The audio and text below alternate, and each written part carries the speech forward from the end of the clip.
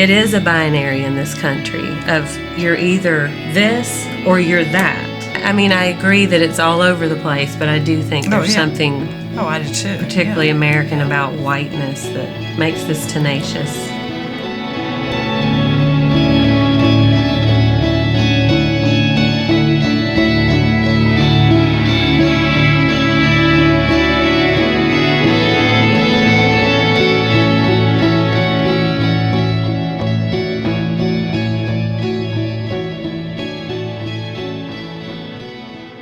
We saw a real habit of mind in the church that we don't talk about race unless people of color ask us to talk about race. Right.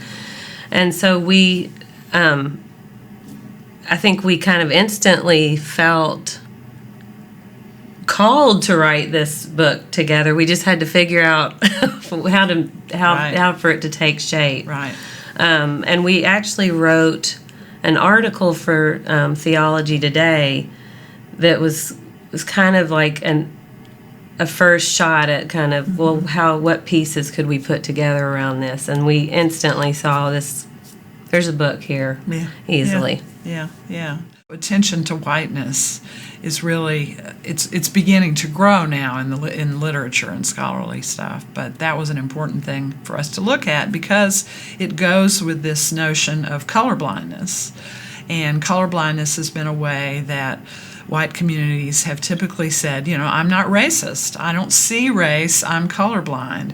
But what that has effectually done, and we certainly talked about this a lot, is lead to just the continual support, unintentional, of what are basically structural racist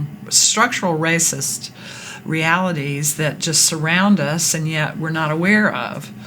Because there's been a tendency among whites to reduce racism to an intentional malicious act.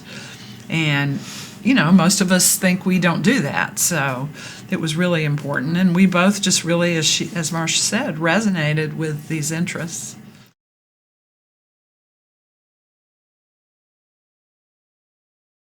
The loss, the trivialization of human connection and human community when it is homogenous, when it is a monoculture, is actually clearly spelled out in Scripture at many different junctures.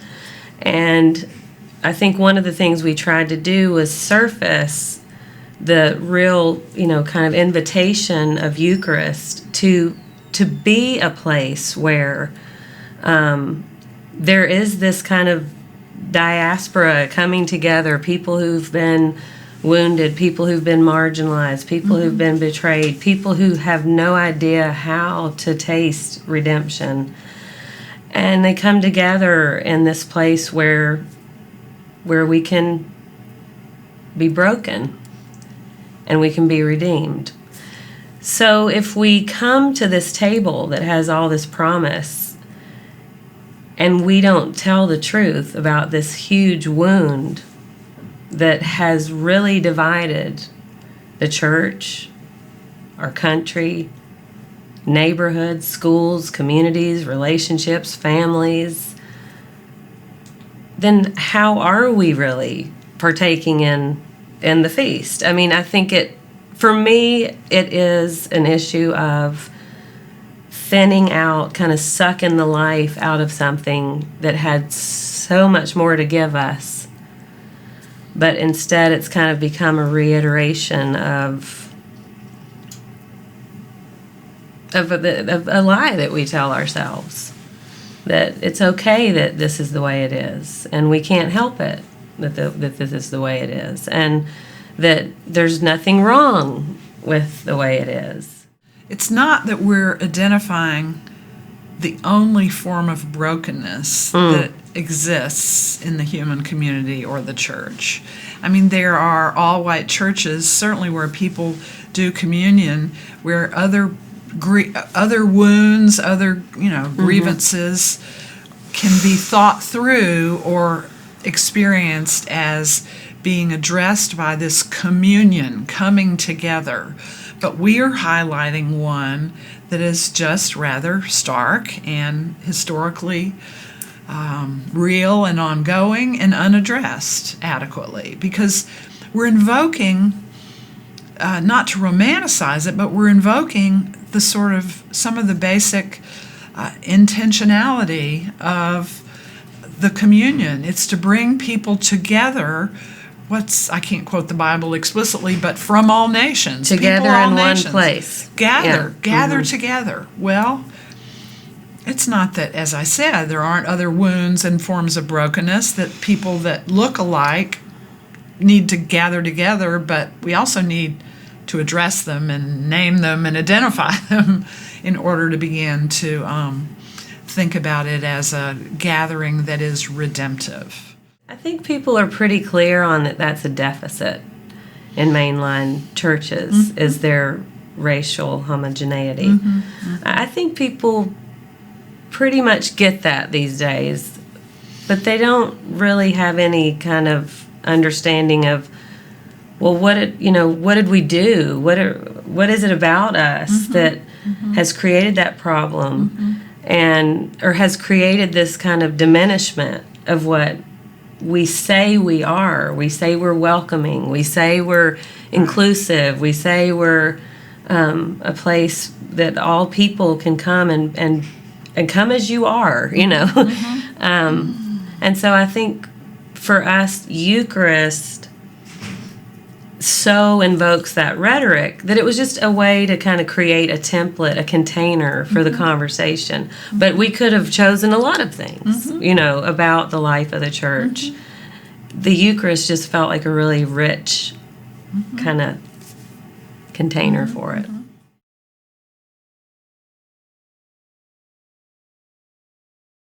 Well, I wrote a book on an interracial church. I did an ethnography there, and I started about 14 years ago. I wanted to discern, what are the ways of thinking and the insights, and what has made this kind of church happen. And it was very disclosive for me, because I discovered my own prejudices. And I discovered what I ended up writing about as this sort of disconnect between what we say we believe and what our bodies think or feel, or the way who we're used to being with, to use an example. So I opened the book by describing how when I went to this, what I perceived to be, heard was an interracial church. The first Sunday I went there, I walk in thinking, I'm this liberal, wonderful, non-racist person coming here to, write a wonderful book or something. I walk in the room, and that Sunday it just happened that most of the people there were black. And I realized I felt uncomfortable. I mean, I became acutely aware of my whiteness, and I felt uncomfortable, which was embarrassing. And I realized that, and then I went on to do some more research, that there are these phenomenon called habituations, bodily habituation, racialized bodily habituations, where whites are used to being in the majority. So we can feel perfectly comfortable with a couple of, or two or three, black faculty or whatever in any kind of group, or a few bodies of color in our church. But and the example I'll use to illustrate this church had decided to become multiracial when it started out as a very small, new white church. And eventually there was this event where an African preacher was brought. The first preacher was a white guy. An African preacher came, and more African friends of his came to the service. And one of the white families got really upset, and they said, the church is getting too black. Now that's just another example of what it means to do what one of my African American colleagues called ownership of space. Because I described this event to him, and I said, do you have a term for that? And he said, oh, sure, white ownership of space. Yeah. When too many of us, come in the room, you all feel uncomfortable. in my book, Let the Bones Dance, I talk about how the kind of calcification of bodies in mainline Protestantism, the intellectualization of worship, are part of the ways that white supremacy are held intact in our worship forms, in our kind of governance of the church, in the skill sets that are valued, and in the music that we use, and in all the different ways that we really incorporate people into a community. And I pastored a multi-ethnic, multiracial church in California, and I saw the dynamics of this at work in very interesting ways, in the way that people were able to kind of, and not able to, welcome new people who brought different habits of worship, different ways of responding in worship. For instance, we had some Pentecostal folks come to worship with us one day, and they brought their tambourines and they said amen, and it was actually pretty awesome. I was preaching and it felt great to have people not look half dead out there, responding to the worship, and really just taking up space in there with their whole selves. And after the service, one of our deacons came up to me and said, it's fine if they come, but they need to know how to act. That was disrespectful.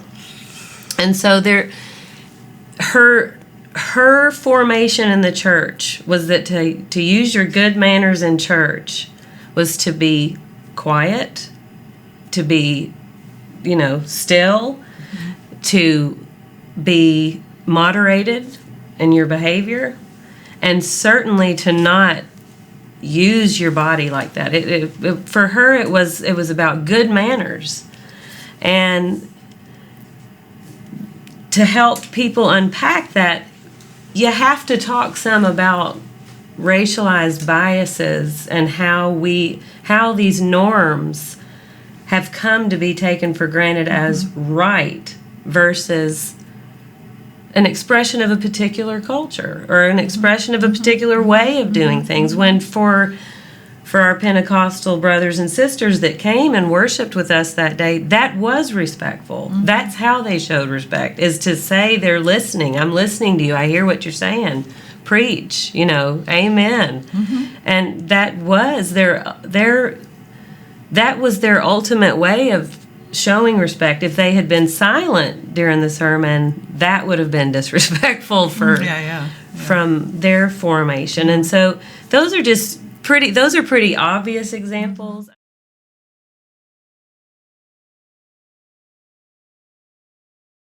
The Eucharist only has integrity in context and in relationship. It is about the bodies around the table. It is not words in a book. It is not administration or whatever. It is about the hands, the feet, the eyes, the flesh, the bread, the cup, and how we are there together. So I think what Mary and I tried to do in that section of the book, where we're kind of inviting people to think about stretching out their mode of operation in the Eucharist, to think about some of these things, was to point toward a few markers of how we can begin to make space for this kind of truth-telling, this kind of integrity of presence, in which we are allowed to have the broken body, the betrayed body, be seen, be acknowledged, and hopefully be addressed and healed, or at least assisted in its healing in some way. So I think one of the things that was important to me in the work that I've done in white dominant churches is that those who approach the table do so with some skill, with some new learned skills around vulnerability and incompetency. And when I say incompetency, I mean shedding our kind of white like armor that we have, that we must be competent, that we must know how to do it well and right and decently and in order. That's what we say in the Presbyterian Church. And that we must be ready to make some mistakes, to fumble around a bit with how to do this thing that we're not really very good at, and how to cede power and say, I'm not controlling this situation. I am a part of it, and I'm going to be present here, and I'm going to notice my discomfort, and I'm going to embrace that discomfort as a sacred moment in this healing process. So for me, it's really about kind of retooling, reskilling our bodies with the ability to be present and uncomfortable and incompetent and vulnerable and broken.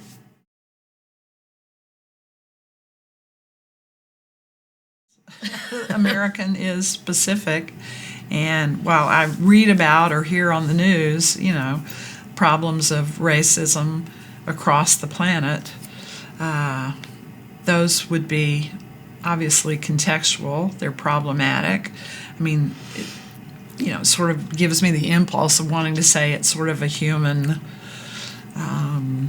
propensity to secure with something, like my status as a white person, my status as an American or whatever. So that would happen with all human beings.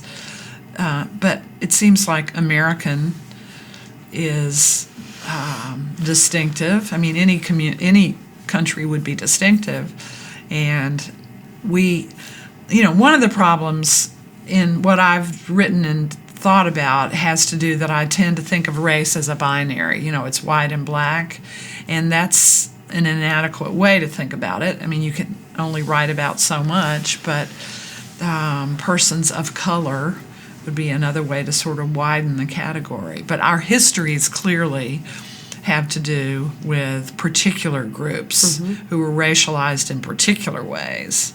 So that's clearly an ongoing issue, because there's been such a let's move on, we've fixed this, get over it attitude tends to be prominent. And again, there's been more and more literature written on this, white colorblindness thing that, slavery, but hell, we don't do that anymore. And the desegregation laws fixed our problems in the 60s, so let's just move on. Whiteness is a category that is an American creation. It was created in American colonial times, and it was about the concentration of wealth and the control of female bodies. I mean, there's been a lot of great literature around the idea of whiteness and its invention, and the particularly American expression that it found, and how that created the conditions for slavery to take hold in this country in such a profound way. There are all the layers that come with it: capitalism, kind of white supremacy, culture, patriarchy. There are all sorts of ways we can look at it. But I think because our country is still pretty young in terms of, the development of cultures, really some of the founding kind of building blocks of it were white supremacy and compelling other cultures to either assimilate or literally die. And so because that impulse to kind of create this conformity around white norms has really not dissipated, we didn't really deal with the cost of slavery because we didn't really value the kind of other cultures, the not just cultures, but the kind of existential quality of culture and how devastating it is for Native First Nation peoples, for people of color who were brought here against their will, the devastating quality of ripping a person's culture from their lives and then and doing that in a violent way. So we didn't deal with the cost of that because part of white supremacy is not thinking that is valuable. The value is to assimilate into these white norms that are the better way to be.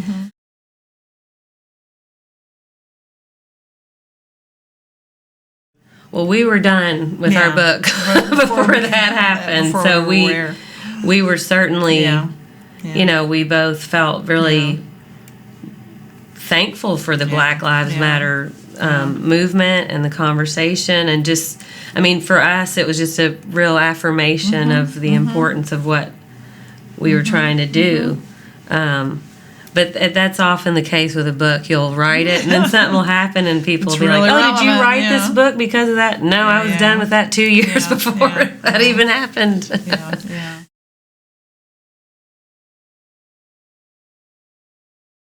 Haven't had time to. I think it's been affirming for me. I fully support the message. I fully support, also the student movements right now that we're seeing on campuses across the country. I fully support the space for Black voices of people of color to be heard and for their experiences to have, for them to have the space to say, this is what it's like to be a person of color in this country or on this campus, and for white society to listen. And I think seeing how many white people and white institutions have reacted to that is really affirmation for what we've done. Interesting. Yes. The kind of, defensiveness of... Right. We're not racist here. We believe in diversity. We have non-discrimination laws. We believe in free speech or, whatever. This defensiveness around, actually dealing with. It's all over. It was taken care of. Right. And dealing with the real wounds of white culture. So, to me, the whole thing has really been an affirmation that we used our time well to write the book. And I talk about this in the book a little bit. I'm in a Pauli Murray group at both that started at Duke, but also in the church that I did the ethnography of, that is about using the story of this African American woman who grew up in Durham and did some amazing things. She did law. She was a lawyer, did a lot of the desegregation research, although she never got credit for it. Then she's part of the civil rights movement. She ended up being the first African American female Episcopal priest. And we're using her story in our group, which is predominantly African American, to tell our own stories and to talk about when did we first become aware of race. We've been going now for 6 years. We meet once a month and share. This is a church group. And that, to me, has been a real display of what, at its best, Eucharist is about. It's about people coming together and sharing their wounds, yet being part of a faithful community. We're in relationship with each other, long-standing relationship. I don't want to trivialize it as if we're just instantly, I'm getting forgiven because I'm white and I'm telling the story of when I first became aware of race, which is a very different story than the women in the group and the man in the group who were African American, but at least to have the space where you can have these honest conversations. And of course, we inevitably talk about what's going on in the culture. So I hear, different experiences and interpretations of what's going on than I would if I was just in a reading group with all white people.